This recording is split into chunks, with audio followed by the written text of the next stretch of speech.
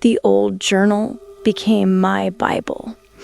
Its pages, brittle and yellowed, were filled with the frantic handwriting of a man named Elias. He called them the quiet ones. He wrote that they don't speak, they echo.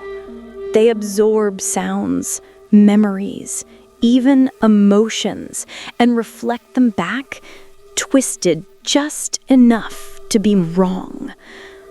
My parents decided I was having panic attacks. The doctor in the nearest town prescribed me anxiety medication. I took the pills, but I didn't stop reading the journal. I started noticing patterns Elias had described. The whistling changed with the weather. It became more active, almost playful before a storm.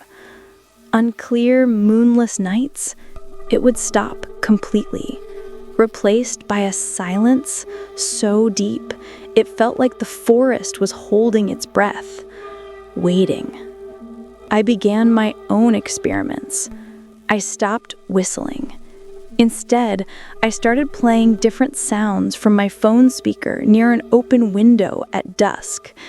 A recording of a babbling brook, a Beethoven symphony, a news broadcast. The forest always responded with silence for a long time. Then it would answer. It never repeated the sound perfectly. The brook would play back, but the water sounded like whispering voices. The symphony would return as a single, haunting violin note stretched into infinity. The breaking point came last week. I was feeling particularly lonely, missing my old friends. Without thinking, I whispered my best friend's name into the silence of my room. Maya.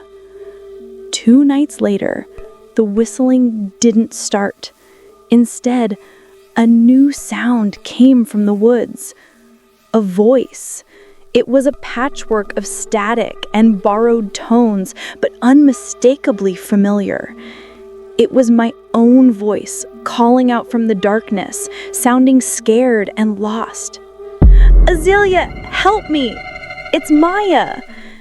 It was a perfect imitation of how I sounded the night I whispered her name.